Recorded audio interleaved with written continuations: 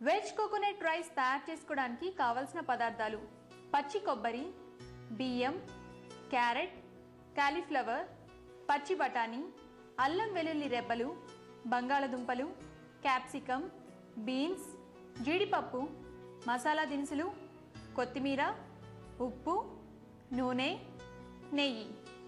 Veg coconut rice తయారు చేసే విధానం: ముందుగా స్టవ్ వెలిగించి కుక్కర్ పెట్టుకొని 6 టేబుల్ స్పూన్ల నూనె పోసి నూనె కాగేలోపు ధనియాలు, లవంగాలు, చెక్క, జీలకర్ర, గసగసాలు, యాలకులు, అల్లం వెల్లుల్లి రెబ్బలు వేసి మిక్సీ జార్లో పేస్ట్లా గ్రైండ్ చేసుకోవాలి.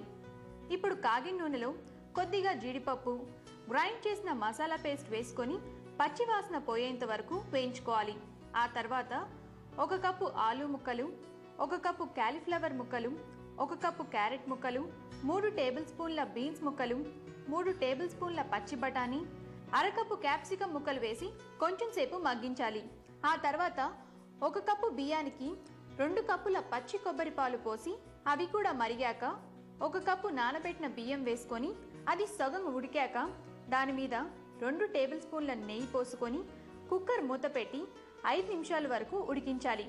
చివరగా రెడీ అయిన వెజ్ కోకోనట్ రైస్లో తగినంత ఉప్పు వేసి బాగా కలుపుకొని ఒక బౌల్లోకి తీసి కొత్తిమీర చల్లుకోవాలి. అంతే, ఎంతో రుచిగా ఉండే వెజ్ కోకోనట్ రైస్ రెడీ.